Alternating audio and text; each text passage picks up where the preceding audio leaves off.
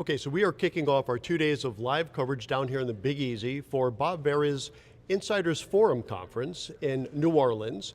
And we're kicking things off with Joseph, and you're going to help me on the last name. Antonakakis. Antonakakis, nice Greek name there. Yes, sir. And you are a compliance attorney with Stark & Stark. Yes, I am. Joseph, thanks for taking some time here this morning. My pleasure. So I know you'll be on stage a little bit later today, I think, yes? Yeah, 1:30. Why don't you tell the audience that are not lucky enough to be here in the Big Easy, what are you going to talk about? Yeah, we're going to talk about compliance with technology and certain trends in regulatory examinations when it comes to tech. So we're going to talk about, number one, electronic communications. So think about the difference between on-channel communications and off-channel communications. Okay. And this is a really aggressive area of SEC scrutiny. In the past 18 to 24 months or so, we've seen huge, we're talking hundreds of millions of dollars of fines for firms who are violating books and records retention requirements, particularly related to off-channel and electronic communications with their clients and internally at their firm. So that's item number one. Item number two, which everybody seems to be talking about these days, is artificial intelligence. Sure.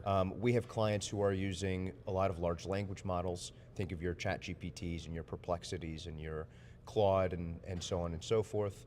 Folks who are using meeting, note-taking, and summarizing tools, and various other artificial intelligence tools, including those that are built into a lot of operating systems. You know, Microsoft and Apple have now integrated AI into their operating systems. And sort of the compliance surrounding those items. So we're talking about record keeping and especially client privacy and confidentiality as it relates to artificial intelligence.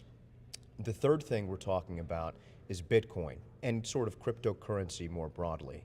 And I think it was Warren Buffett who said, if you're going to invest in something, you should be able to explain it. And you don't want to invest in something that you can't explain. And so a big part of the cryptocurrency and Bitcoin conversation is going to be explaining what Bitcoin is. Not necessarily what is the investment philosophy or whether you should purchase it for clients, but what it is fundamentally and sort of where it fits into the history of money. So we're going to go into the history of money and talk about Bitcoin. And then of course we're going to talk about, from a compliance standpoint, what does it look like to integrate it into client portfolios? Not whether it's a good idea or a bad idea to do so, but if you're going to do it, how do you do it in a manner that is compliant with SEC regulation? All right, so that sounds good. So you have the texting or in general, off-channel communications, AI, and the crypto. So let's break those down a little bit. So for the off-channel, what would be considered off-channel? I guess texting, that's not wired in somehow to your surveillance, I think, yes? Yep. Yeah, so texting clients, you know, if you're sending an iMessage to a client and that information is not captured. Really, you know, the phrase off-channel is the key here. So anything that is not archived and not monitored by the firm. Right. So that does include, like you said, standard texting with clients.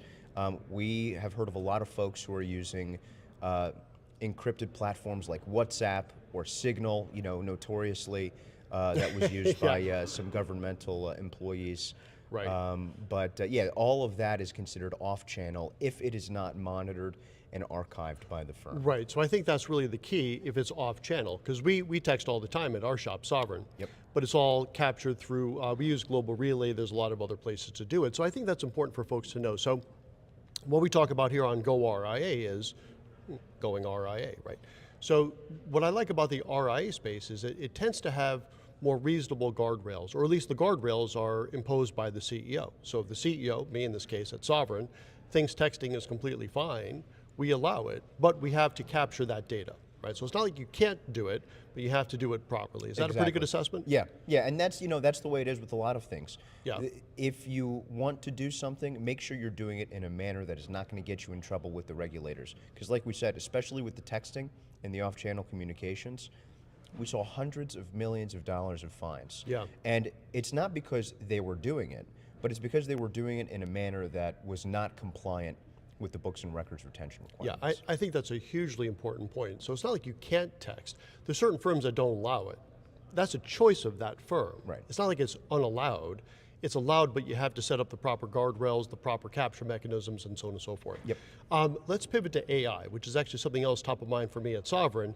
We're talking to Zox, and I think Jump is here, and some other folks. Yep. So we want to get onto the AI bandwagon, and not just for the sake of getting onto the bandwagon, but from what I've seen, the demos, it's pretty cool what they're able to do. Yep. What should I know about before we pull the trigger and engage one of these firms? Yeah, I mean, what we recommend with all vendors, and especially these AI and any technology vendor, is doing due diligence on the company and making sure, especially when it comes to AI, that the information that's going into the platform is not being then used by the platform to train their model. Yes. And so, you know, I won't, obviously we're not recommending any particular names, but we've done due diligence on Jump AI, we've done due diligence on Zox and a number of other AI platforms. And do they pass muster? You know, I can't say whether they pass muster or not, but they are certainly billed towards RIAs. Okay. And if you take a look at their website, That was a real legal answer if I've ever heard one, but okay. you got to be really You can tell careful. you're an attorney, Joseph. You know, if you look at their white paper and you look at their website and you look at a lot of, you know, how they bill themselves, they do bill themselves towards RIAs. And, Right. and I will say, privacy is top of mind for a lot of these companies.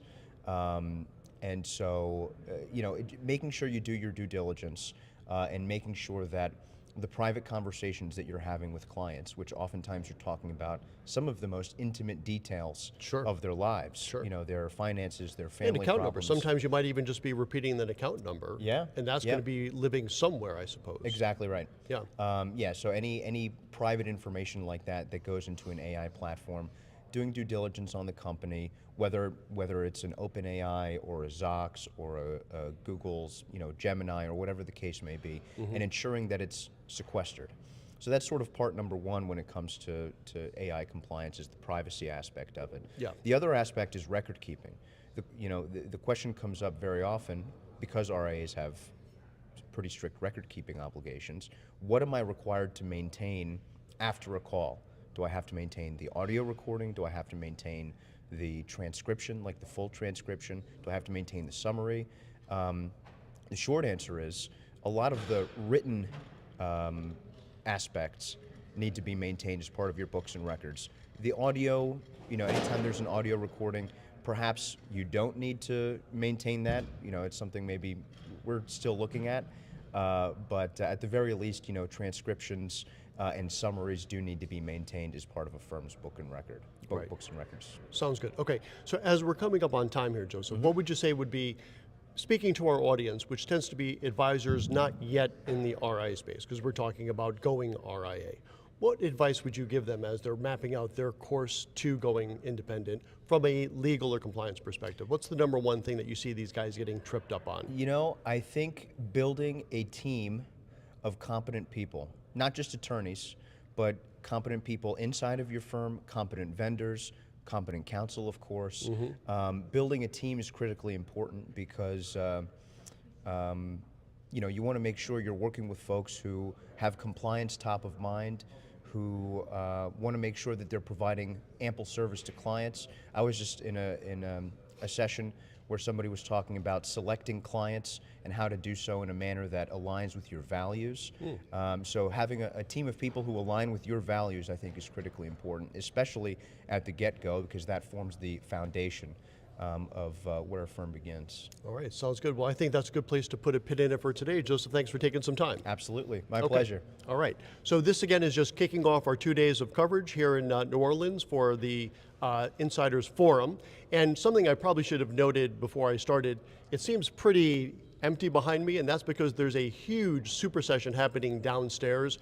All those folks will be coming up soon, so for some of our later sessions, I think you'll get more of the buzz that you're accustomed to on these on-location type segments.